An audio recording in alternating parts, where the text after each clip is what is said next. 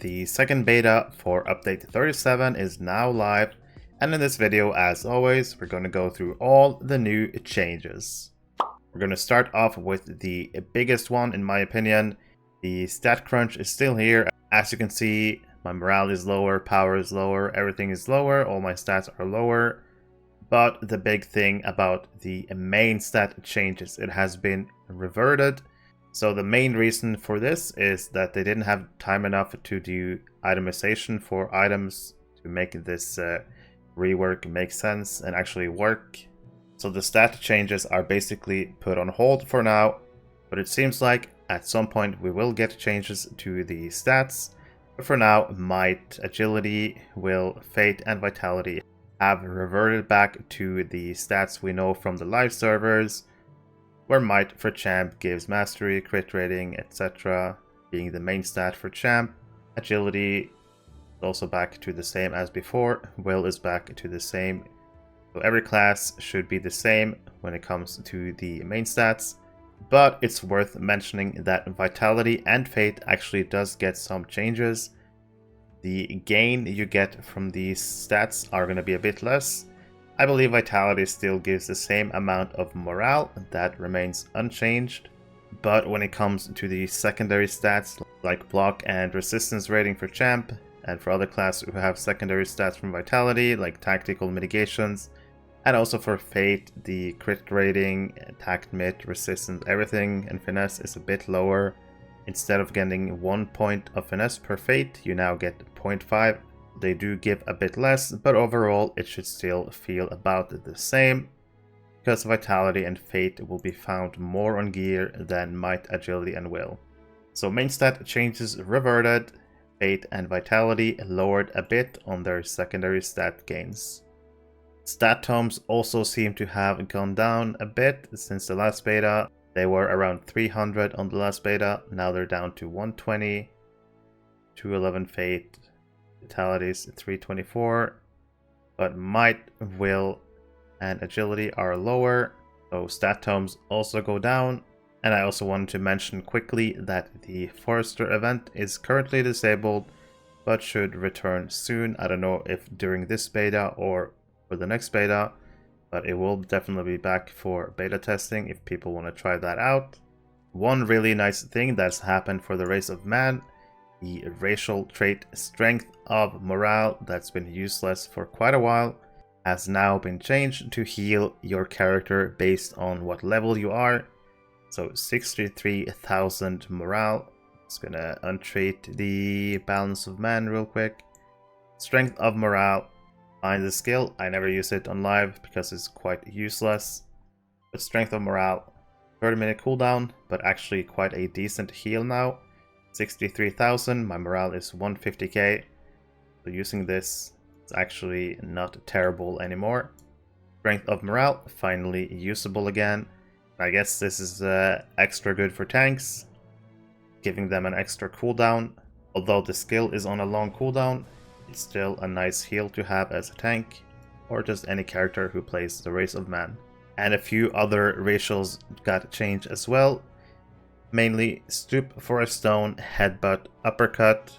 I believe those are the racials that deal a stun. They have been changed to deal more damage, but they all get a 3-minute cooldown. So dealing a bit more damage, but on a longer cooldown. For PvMP, just two quick notes here. The first one is that free players, if you have full Audacity gear, your morale will increase by 50%. If you have 100,000 morale as a free player in the Moors, and you equip full Audacity gear, your morale will be 150k, increasing by 50%.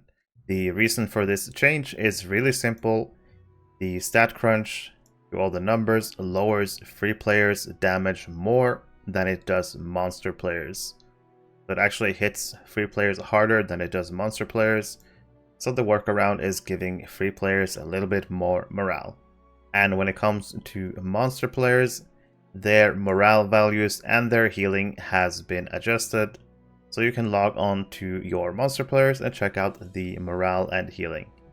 When it comes to the Beorning, the current state of the Beorning is that yellow line is still the only line ready for testing, and bullroarer should be updated on Thursday to include the redline changes, so red Beorning should be testable on Thursday. But we still have a few notes about the Beorning worth mentioning. Looking at the trait, since the stats got reverted, the torrent trait is back to giving fate, but it still keeps the critical healing magnitude, which is pretty nice for Beorning, keeping that critical healing magnitude. You can now change to bear form even if you have no wrath. So really nice quality of life change there. Even if you have 0 wrath, if you're in man form, you can still switch to bear form. Nature's Mend got changed a little bit. As we saw with the last beta, we now have 4 tiers to Nature's Mend, each tier making it stronger. But it only lasted 12 seconds, and this has been changed. As you can see, the effect now lasts for 2 minutes 30 seconds. Meaning you can hold off on the heal if you need that big heal, but I still feel like Nature's Mend will be used pretty much all the time. But at least it won't expire because the duration is only 12 seconds, giving you enough time to use a Nature's Mend before it wears off. Rejuvenating Bellow should now be working as promised. If you're in a raid, you have 2 groups. If you target 1 player in one group, Bellow will hit everyone in that fellowship. If you target 1 player in the other group, then Bellow will heal at that fellowship. So the fellowship that you're targeting a member from will get the Bellow heal. And I'm assuming if you're not targeting anything, it's just based off of you and your fellowship. The Encouraging Roar Hot. If you use Encouraging Roar on a target with Mark of Grimbeorn present, will put a hot on the target, and the change to Encouraging Roar is that if you have 2 Beornings and you both use Encouraging Roar, it should give 2 individual Encouraging Roar hots on the target. That's how I read this patch note, and I think I read it correctly.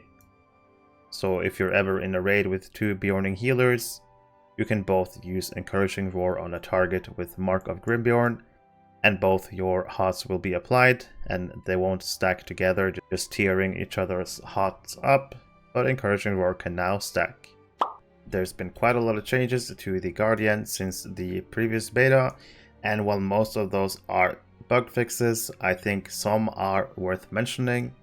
A couple of mentions to skills that will change. Cataclysmic Shout will lose its stun, so it will no longer have the 6-second stun attached to the skill, and Turn the Tables will lose the ability to start fellowship maneuvers and will simply just deal a stun. Red Guard saw some changes. All the bleeds should deal more damage. Additive damage granted by Prey on the Weak has been increased as well. Rupture should deal more damage when you remove the bleeds with Hammer Down. Protection by the Sword, something I really wanted for the Guardian, no longer only increases melee damage, but instead 3% damage bonus to any class of any damage type for the whole raid, making Guardian more viable to bring to raids because they will buff everyone's damage in the raid by 3% if you're within 20 meters when the protection by the sword applies.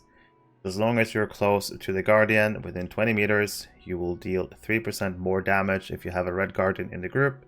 A very nice change for making Guardian more viable for raids. I really like this change.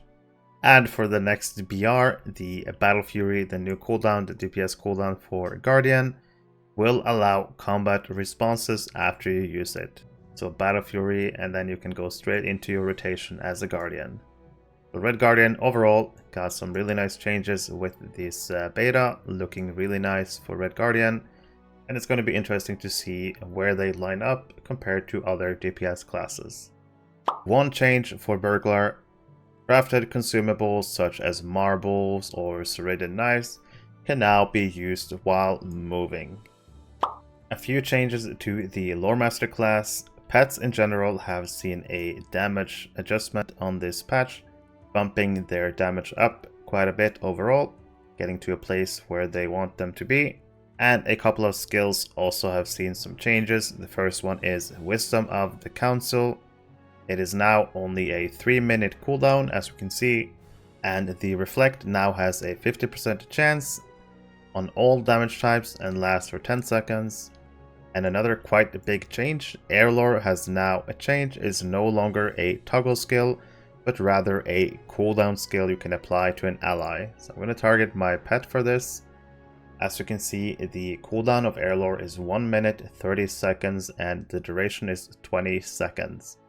So when you pop this on your ally, the ally has a 50% chance to negate 15% damage on any damage they take for these 20 seconds, and they also reflect 34% of the damage.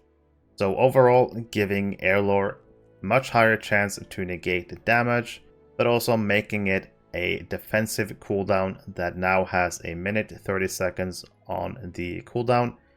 I'm going to pop air lore on my bear. As you can see, the effect is there. Charged air, 50% chance to negate 15% damage. So you should now treat air lore as a defensive cooldown on a target. If they're taking a lot of damage, for example a tank, if you know they're taking a lot of damage, you can throw air lore at them, helping them reduce the damage taken. Hey! Hey you! Yeah you! What do you want? You enjoy my content and you want to support me? Fine, I'll show you how you can do it. I would really appreciate if you like the video and subscribe to my channel. You can also support me through my Ko-fi homepage. If you're playing or looking to play Lord of the Rings online, there is one place you need to be. The Ghyniverse is a Discord server created for the community of the players of Lord of the Rings Online. The server is getting close to 7,000 members, and in this server you'll find tons of helpful information. There's monthly giveaways, easy access to patch notes, you can keep up with my YouTube videos, my streams. If you're a streamer, you can ask for the streamer role and you can announce your streams in the other stream channel. There are discussion channels for pretty much everything, every class, monster players. But the best thing about this server is probably the Gearing Resources tab, where you can find anything from trait lines for every class, every build. There are stat goals, where you can find out what stats you should aim for on your characters. Really helpful information about drop rates from instances, as well as screenshot from all the new loot that appears in the game. If you enjoy Lotro, you should definitely consider joining this server, and hopefully I'll see you in Middle Earth.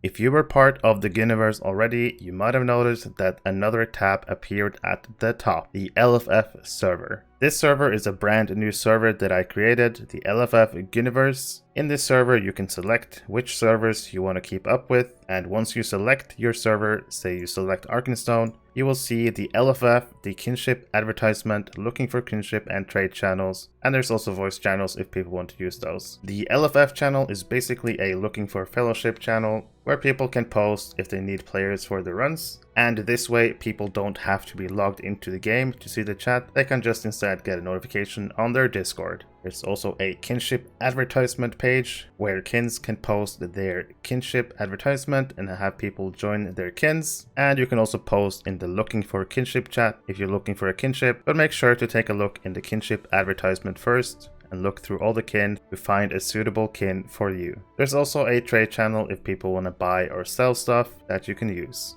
Hopefully you'll consider joining this server to bring the community even more together, not just in the game, but also outside of the game.